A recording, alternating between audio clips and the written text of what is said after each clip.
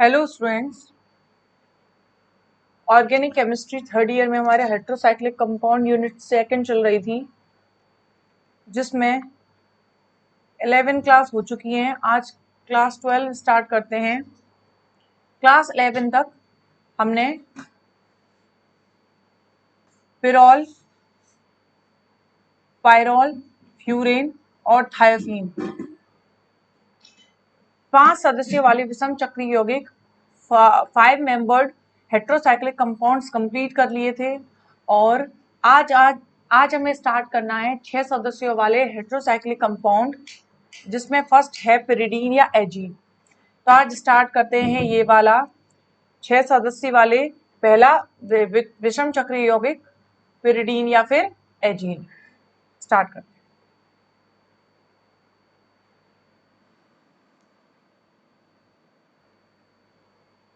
Start करते हैं हम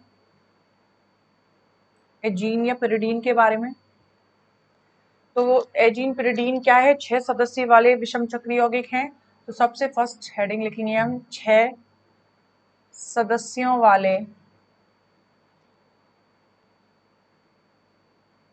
विषम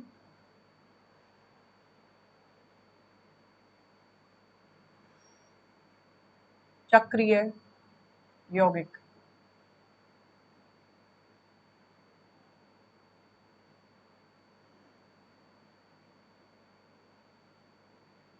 सरल विषम चक्रीय यौगिक है। हम लिखेंगे 6 मेंबर्ड हेट्रोसाइक्लिक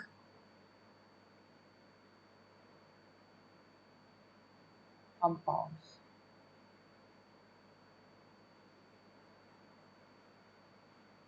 छह सदस्य वाले विषम चक्रीय यौगिकों में सबसे फर्स्ट है पिरिडीन। फर्स्ट कौन सा है? पिरिडीन।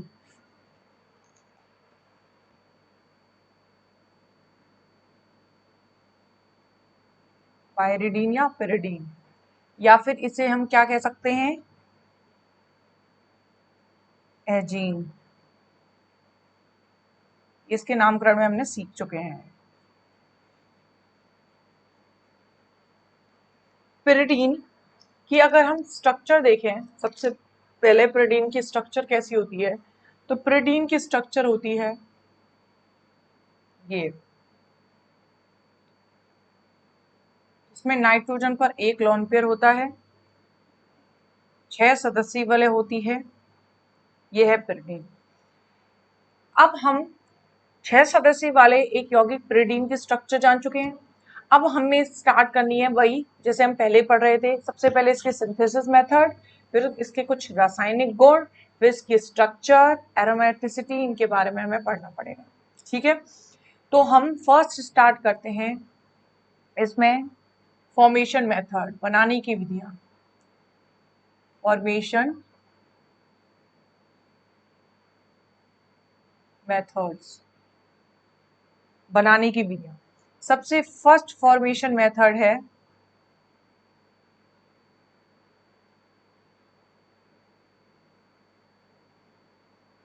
सबसे फर्स्ट इसमें फॉर्मेशन मेथड है एसिटिलीन से।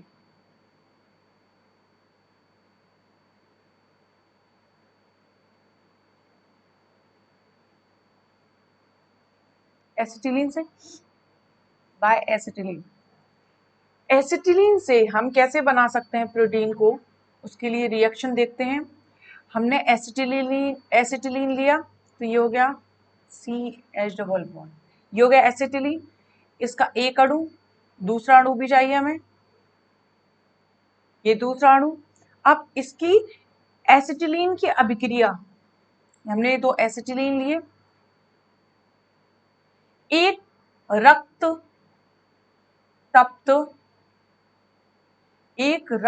तप्त नली में एसिटिलीन, ये दोनों एसिटिलीन के अणु वो HCN के मिश्रण को गुजारते हैं। अब हमें एक HCN का अणु लेना है। HCN लेते हैं, HC triple bond N। HCN ये मिश्रण को गुजारते हैं तो पिरिडीन प्राप्त होती है। अब देखो, क्योंकि हमें पिरिडीन में कितने परमाणु चाहिए, कार्बन परमाणु, काउंट करो, 1 2 3 4 5 कार्बन चाहिए, 1 नाइट्रोजन चाहिए। तो देखो हम जिसको कंबाइन करवा रहे हैं उसमें 5 कार्बन और 1 नाइट्रोजन मिल रहा है क्या? ये तो देखो 1 2 3 4 कार्बन, 5 कार्बन और 1 नाइट्रोजन। इसका मतलब अगर हम इन सभी को कंबाइन करवाएं तो हमें पिरिडीन बनने की संभावना है। बनेगी कैसे वो देखते हैं।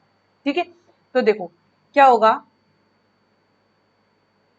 ये ट्रिपल बॉन्ड टूटेगा और यहां ट्रिपल बॉन्ड इस कार्बन के साथ बंध बनाएगा। ओके, यहां से ये ट्रिपल बॉन्ड इन दोनों कार्बन के बीच बंध बनाएगा। ठीक है, ये कार्बन के बीच बंध बन गया, इन कार्बन के बीच बंध बन गया। अब इन दोनों कार्बन के बीच बंध बनाना है। इसके लिए क्या होगा, देखो, या तो कहो हाँ, क्योंकि हमें नाइट्रोजन, ये इलेक्ट्रॉन इस कार्बन और इस नाइट्रोजन के बीच में, ये बंध के इलेक्ट्रॉन कौन सा, ये दूसरा पाई बंध इस कार्बन और इस नाइट्रोजन के बीच में जाके बंध बनाएगा और ये हाइड्रोजन रिलीज हो जाएगा। ठीक है, तो अब हम बॉन्ड फॉर्म करके देखते हैं। नहीं, हाइड्रोजन रिलीज क्यों होगा, CH है। ठीक है, बस आपको ये याद रखना है कि मैं इसको दोबारा से अरेंज करती हूँ, 1 मिनट।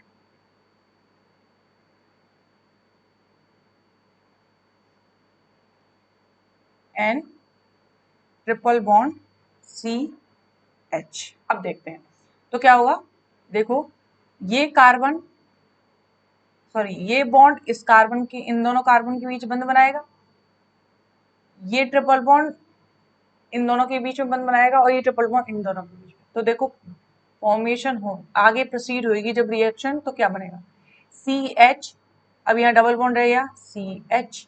ठीक है, इसी तरह CH और मैं यहाँ लिख देती हूँ CH। इन दोनों को हटाती हूँ, CH मैंने 5 CH लिख दिए हैं और यहाँ लिख दिया है नाइट्रोजन। ठीक है, अब देखो ये दोनों CH है, ये दोनों, अब यहाँ से ट्रिपल बॉन्ड हट गया है, डबल बॉन्ड रह गया है, तो मैंने ये डबल बॉन्ड लगा दिया। तो CH डबल बॉन्ड CH, इस नाइट्रोजन और इस कार्बन के बीच सिंगल बॉन्ड बन चुका है, इसके बीच में मैंने सिंगल बॉन्ड बना दिया। अब आगे देखो, इन दोनों कार्बन के बीच सिंगल बॉन्ड बन गया है, तो इन दोनों कार्बन के बीच मैंने सिंगल बॉन्ड बना दिया। ट्रिपल बॉन्ड टूट के डबल बॉन्ड में चेंज हो गया, डबल बॉन्ड बन गया, डबल बॉन्ड बन गया। अब इसके बाद इस कार्बन और इस कार्बन ने सिंगल बॉन्ड बनाया, सिंगल बॉन्ड। और आप देख रहे हैं इस नाइट्रोजन और इस कार्बन के बीच में कौन सा बॉन्ड है, अब डबल बॉन्ड बचा है क्योंकि एक बॉन्ड टूट चुका है, तो यहाँ क्या आ जाएगा, डबल बॉन्ड। तो ये पिरिडीन की स्ट्रक्चर हो गई, पिरिडीन की स्ट्रक्चर हो गई। या फिर इसको कैसे बना सकते हैं, ये नाइट्रोजन लिखा, डबल बॉन्ड, ये हो गई पिरिडीन की स्ट्रक्चर। किससे बनाया हमने, एसिटिलीन से, जिसका फर्स्ट सिंथेसिस मेथड हो गया, जिसमें हमने एसिटिलीन से पिरिडीन का फॉर्मेशन करवाया है। इसके बाद सेकंड लेते हैं,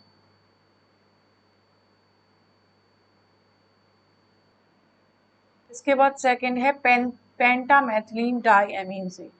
दूसरा है पेंटामेथिलीन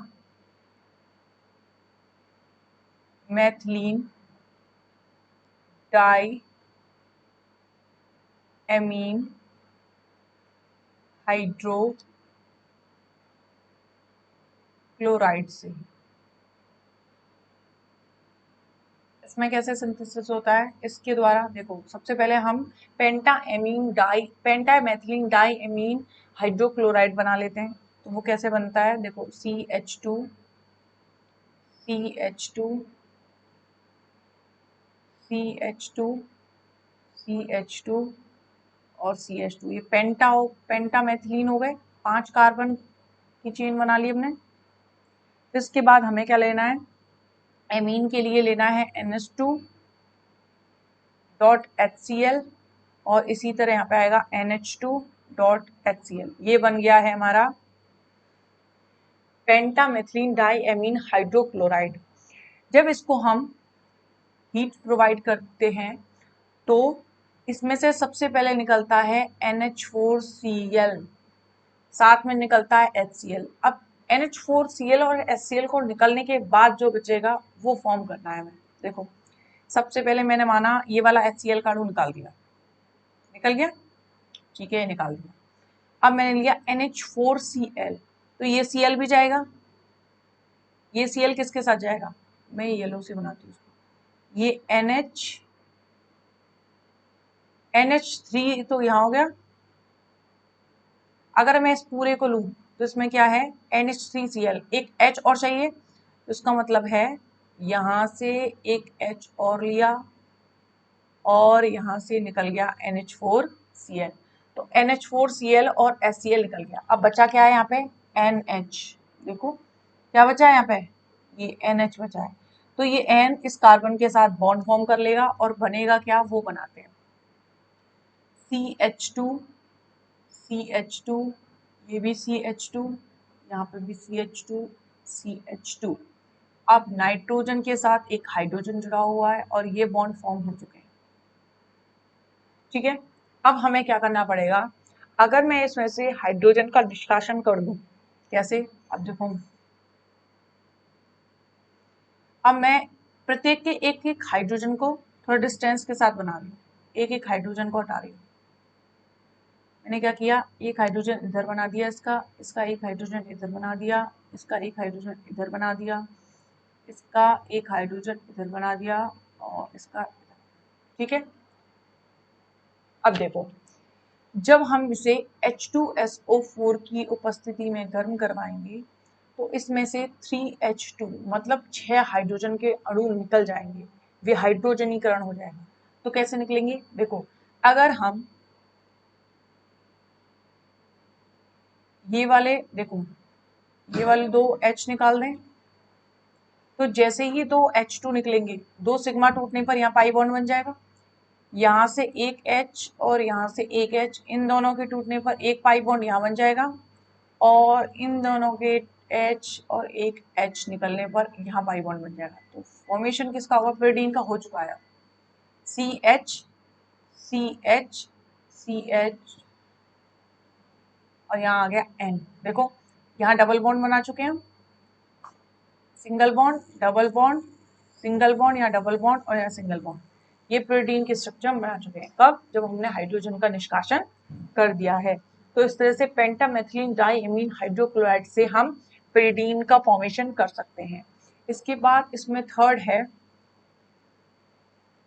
औद्योगिक इंडस्ट्रियल, औद्योगिक विधि मेथड, इंडस्ट्रीज में मेथड यूज किया जाता है वो वाला। इस विधि में हम क्या करते हैं,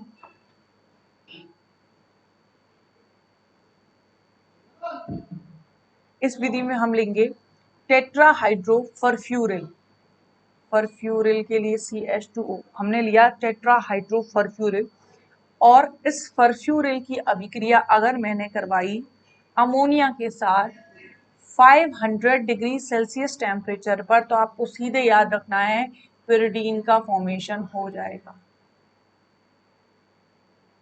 pyridine का फॉर्मेशन हो जाएगा। तो इस तरह से आपको याद रखना है, ये औद्योगिक विधि है, ये डायरेक्ट आपको याद रखनी पड़ेगी, ठीक है। तो इसके तीन सिंथेसिस मेथड है, फॉर्मेशन मेथड है। फर्स्ट था एसिटिलीन से, सेकंड है पेंटामेथिलीन डाईएमीन हाइड्रोक्लोराइड से और थर्ड है औद्योगिक विधि। इसके बाद नेक्स्ट pyridine की रासायनिक अभिक्रियाएं स्टार्ट करते हैं, फॉर्मेशन मेथड हो गए। अब इसके बाद इसके हम लिखते हैं केमिकल प्रॉपर्टीज या फिर केमिकल रिएक्शंस। तो केमिकल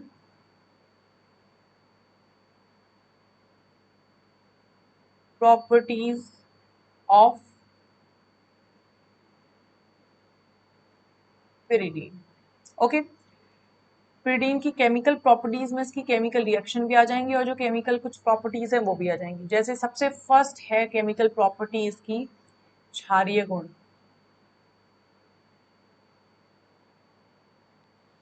क्षारीय गुण बेसिक कैरेक्टर, बेसिक कैरेक्टर या फिर बेसिक प्रॉपर्टी। इसमें क्षारीय गुण होता है, इसका मतलब है इसमें इलेक्ट्रॉन डोनेटिंग नेचर होता है। जो इलेक्ट्रॉन डोनेटिंग होते हैं वही क्षारीय गुण प्रदर्शित करते हैं।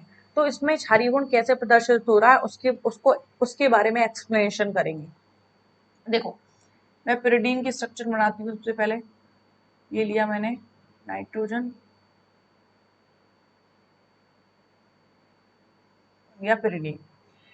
pyridine में ये जो नाइट्रोजन परमाणु है, ये जो नाइट्रोजन परमाणु है, इस पर एक लोन पेयर उपस्थित होता है, एकांकी इलेक्ट्रॉन युग्म उपस्थित होता है, जो ये लोन पेयर प्रोटॉन्स या फिर प्रोटॉन्स कहें या H+ कहें, प्रोटॉन्स को इलेक्ट्रॉन डोनेट करके इलेक्ट्रॉन दान दिया जा सकता है, जिसके कारण pyridine प्रबल क्षारीय यौगिकों के समान व्यवहार करता है।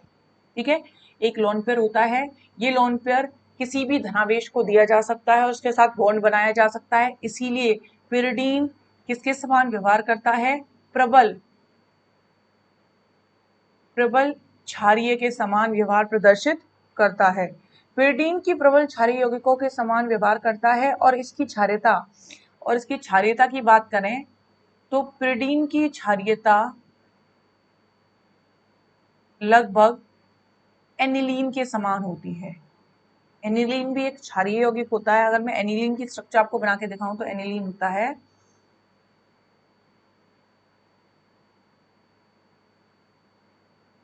ये है एनिलीन।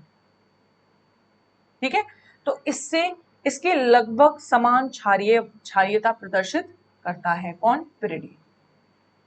ओके, अब आगे इसकी बात करें क्षारीयता में ही, इसकी क्षारीय सामर्थ्यता देखो, सबसे फर्स्ट ये बता दिया pyridine की क्षारीय सामर्थ्यता एनिलीन के लगभग समान होती है। अगर इसकी पिरोल से तुलना करें तो pyridine की क्षारीय सामर्थ्यता पायरोल से काफी अधिक होती है, पायरोल से काफी अधिक होती है। अब आपको पायरोल की स्ट्रक्चर भी दोबारा रिमेम्बर करवा रही हूं मैं, ये हो गई पायरोल की स्ट्रक्चर, बताया था पायरोल। ठीक है, पायरोल का जो इलेक्ट्रॉन लोन पेयर होता है वो इलेक्ट्रॉन षटक बनाने में यूज होता है, इसीलिए ये दुर्बल क्षारीय प्रकृति का होता है। तो इसकी क्षारीय प्रकृति कम है। तो अगर हम pyridine से इसकी तुलना करें तो इसकी क्षारीय प्रकृति pyridine से कैसी होती है? कम होती है। इसके बाद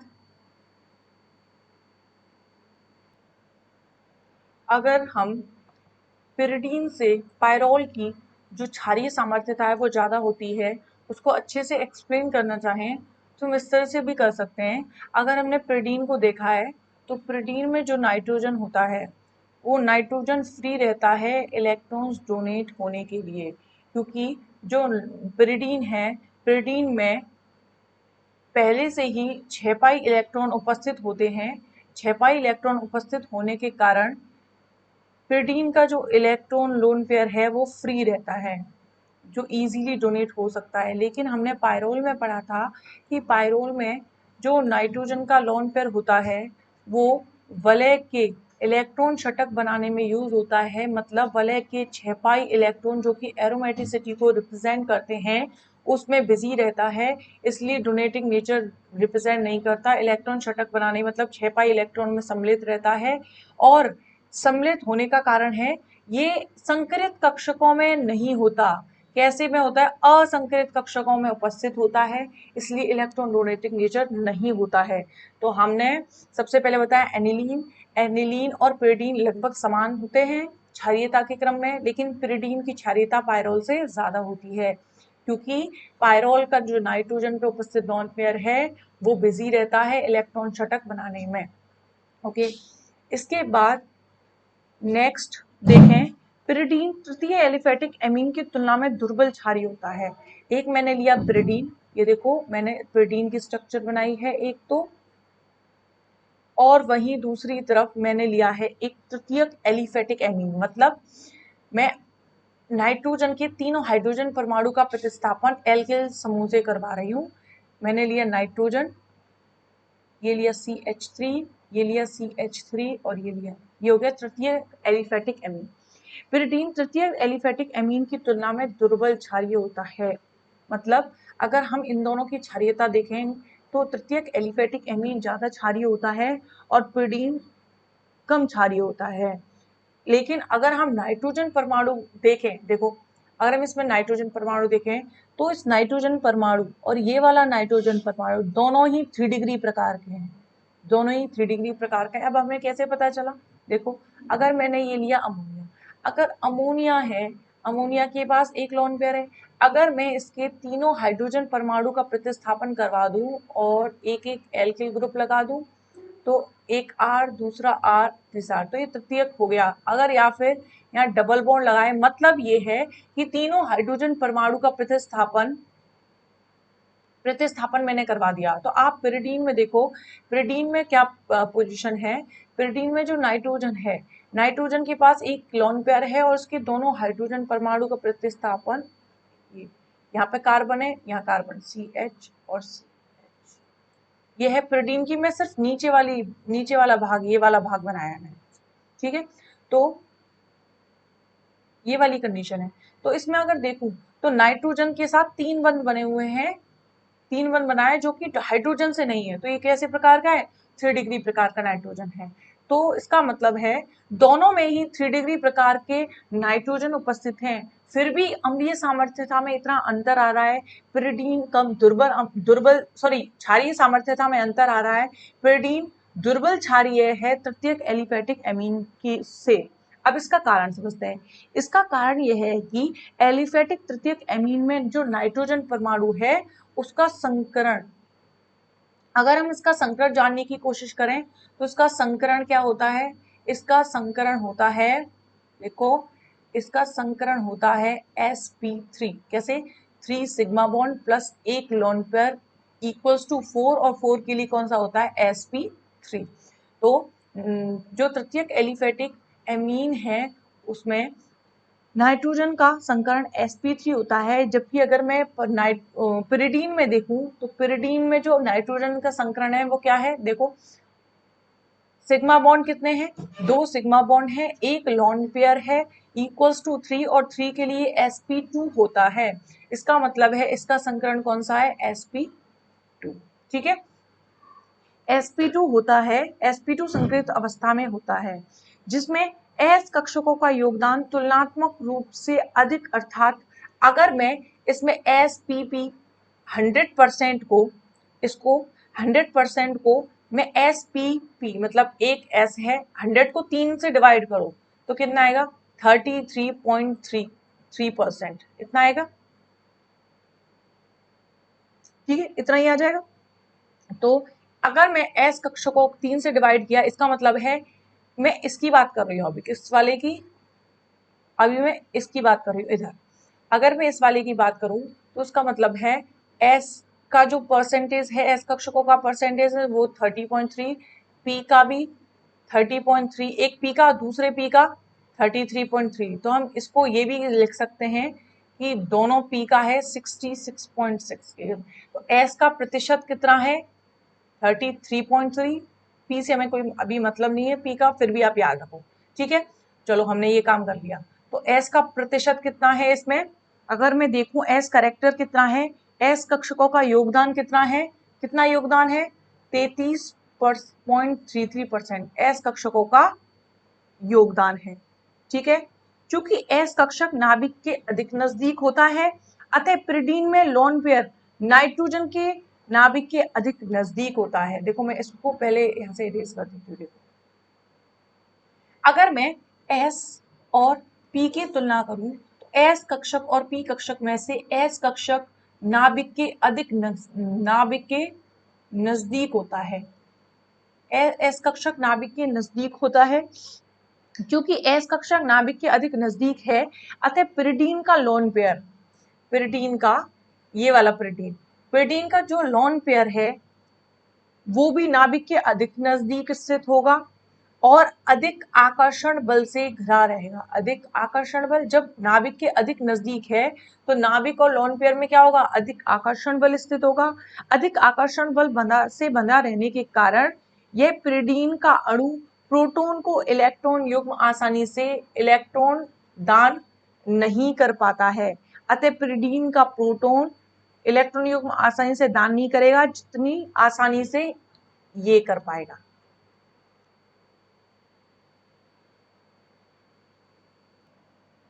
तो अब दोबारा से डिटेल में सुनो। अगर मैं इस नाइट्रोजन के संकरण की बात करूं तो उसमें sp2 संकरण है और sp2 संकरण में s कैरेक्टर 33.3% होता है। ठीक है, मतलब नाइट्रोजन का संकरण sp2 है और नाइट्रोजन के जो s कक्षक हैं उनका योगदान 33.33% है संकरण में। ठीक है, संकरण में या फिर बंध बनाने में इसका योगदान 33% है।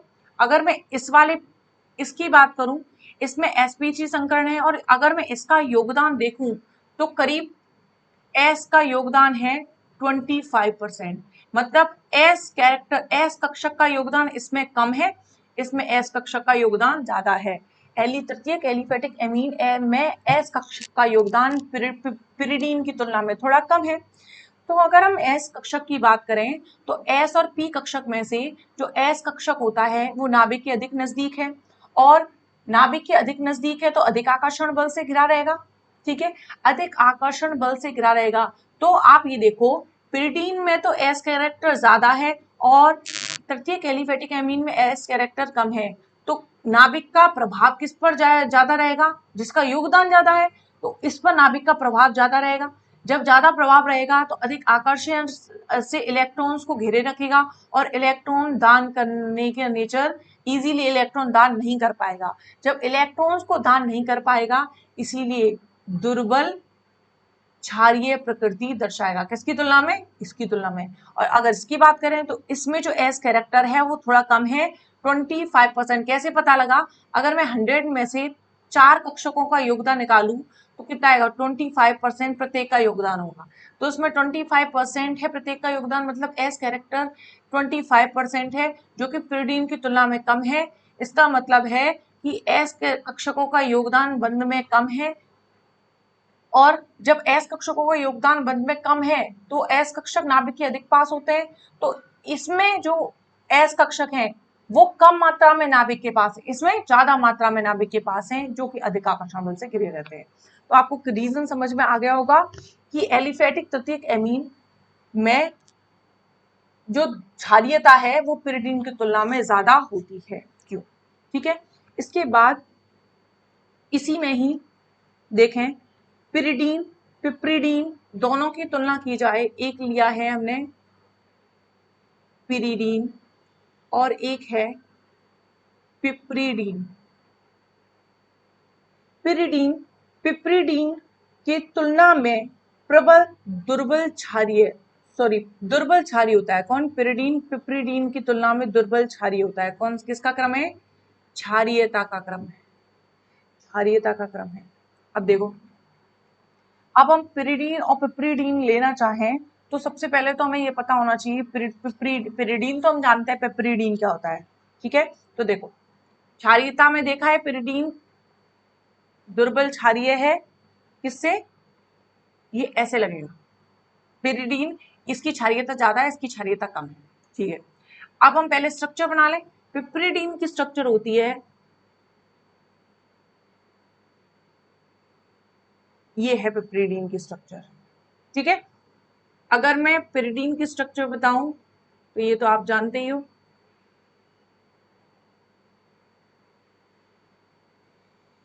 ये हो गई पिरिडीन।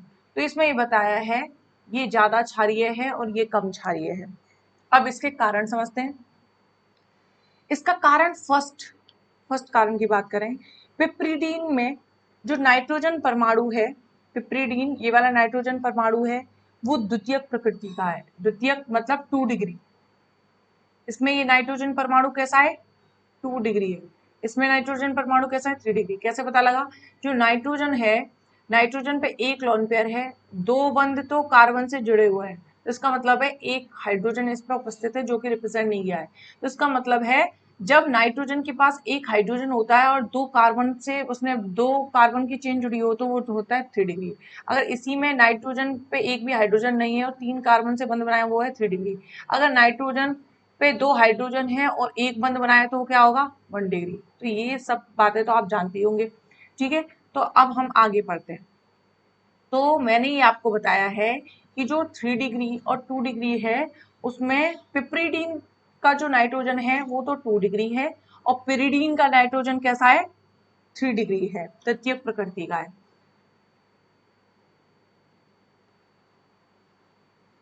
तो लेट्स से कि जो पिरिडीन है, पिरिडीन इसका तृतीय 3 डिग्री है, इसका 2 डिग्री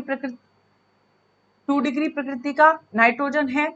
और हमेशा आपको याद रखना है कि जो 2 डिग्री एमीन है, 2 डिग्री एमीन और 3 डिग्री एमीन, अगर दोनों की बात की जाए तो द्वितीयक एमीन तृतीयक एमीन की तुलना में प्रबल क्षारीय होती है। आपको याद रखना है। फर्स्ट रीजन तो पिपरीडीन का क्या है, हमने सबसे पहले आइडेंटिफाई किया इसमें 3 डिग्री नाइट्रोजन है और इसमें 2 डिग्री नाइट्रोजन है। और आपको याद रखना है जो 2 डिग्री नाइट्रोजन होता है वो 3 डिग्री नाइट्रोजन की तुलना में क्या होता है, प्रबल क्षारीय होता है। क्षारीयता किसकी बात कर रहे हैं हम, क्षारीयता की बात कर रहे हैं, ठीक है। 2 डिग्री की तुलना में 3 डिग्री प्रबल क्षारीय होता है। सबसे फर्स्ट रीजन तो ये हो गया। इसके बाद सेकंड रीजन अगर हम देखना चाहें तो सेकंड रीजन क्या है कि पिपरीडीन में नाइट्रोजन परमाणु, पिपरीडीन लेते हैं ये वाला, पिपरीडीन, पिपरीडीन है, इसमें जो नाइट्रोजन परमाणु है उसका संकरण क्या है sp3। देखो इसमें नाइट्रोजन परमाणु का संकरण क्या है, नाइट्रोजन परमाणु का संकरण क्या है sp3। कैसे पता लगा, देखो जब मैंने बताया नाइट्रोजन पे एक लोन पेयर है, 2 बंध बनाए तो इसका मतलब एक हाइड्रोजन भी यहाँ जुड़ा हुआ है, कार्बन के साथ यहाँ बंध है और यहाँ हाइड्रोजन होगा। तो 3 सिग्मा बॉन्ड और एक लोन पेयर होने का मतलब है 4 और 4 का मतलब है sp3। तो sp3 संकरण हो गया। तो पिपरीडीन का नाइट्रोजन परमाणु कैसी अवस्था में है, sp3 संकरित अवस्था में है। अगर हम पिरिडीन की बात करें अगर हम पिरिडीन की बात करें, पिरिडीन के नाइट्रोजन की बात करें तो वो कैसा था, अभी हम पहले भी देख चुके हैं sp2 कैसे, यही तो इसकी नाइट्रोजन के पास की स्थिति बता रहे हैं। तो इसमें क्या है 2 सिग्मा है और एक लोन पेयर है इक्वल्स टू 3 और 3 के लिए क्या होता है sp2। तो कौन सा संकरण हो गया, sp2 संकरण हो गया। तो पिपरीडीन में जो नाइट्रोजन है,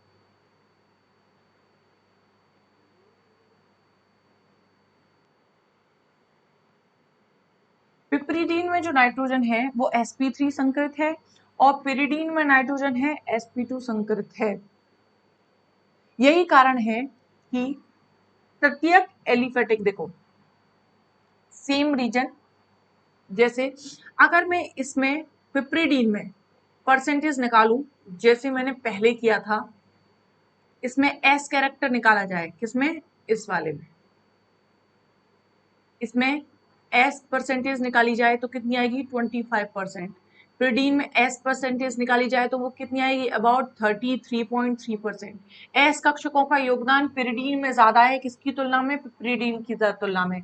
एस कक्षकों का योगदान जब पिरिडीन में ज्यादा है, तो पिरिडीन में जब एस कक्षकों का योगदान ज्यादा है तो हमेशा याद रखना है एस कक्षक नाभिक के पास होते हैं, नाभिक के अधिक नजदीक होने के कारण अधिक आकर्षण बल से घिरे रहते हैं। अधिक आकर्षण होगा तो इलेक्ट्रॉन्स दान करने में सक्षम नहीं होगी।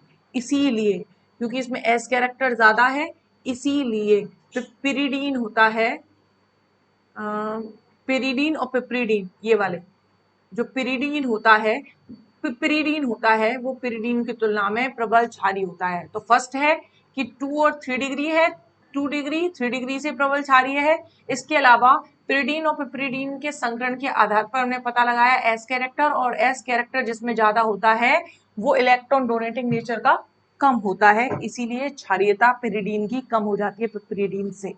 तो अगर हम मैं क्षारीयता का एक क्रम लिखूं जिसमें मैं तीन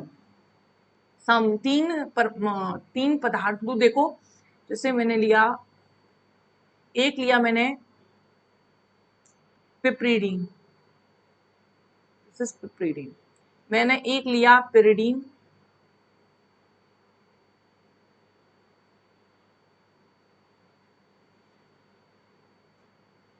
एक लिया पिरिडीन और एक लिया पिरोल, तीनों नाइट्रोजन वाले समूह लिए हैं। तो पिरोल तो बिल्कुल दुर्बल क्षारीय होता है। क्यों? क्योंकि इलेक्ट्रॉन देने देने की उसमें क्षमता ही नहीं होती, क्योंकि वो इलेक्ट्रॉन जो युग्म होता है वो षटक बनाने में बिजी रहता है। तो इसकी क्षारीयता बिल्कुल कम, पिरिडीन से भी कम। और पिरिडीन की किससे कम? पिपरीडीन से। रीजन आपको मैं अभी दो कारण आपको बता चुकी हूँ। ठीक है, इसके बाद नेक्स्ट है इसकी कुछ केमिकल रिएक्शंस। हमने एक प्रॉपर्टी पढ़ ली क्षारीयता, इसका मतलब है पिरिडीन में क्षारीयता का गुण पाया जाता है क्योंकि इसमें इलेक्ट्रॉन दान करने की क्षमता होती है। इसके बाद पिरिडीन की कुछ केमिकल रिएक्शंस हैं जिसे हम नेक्स्ट लेक्चर वीडियो में, इसके नेक्स्ट लेक्चर पार्ट में कंप्लीट करेंगे।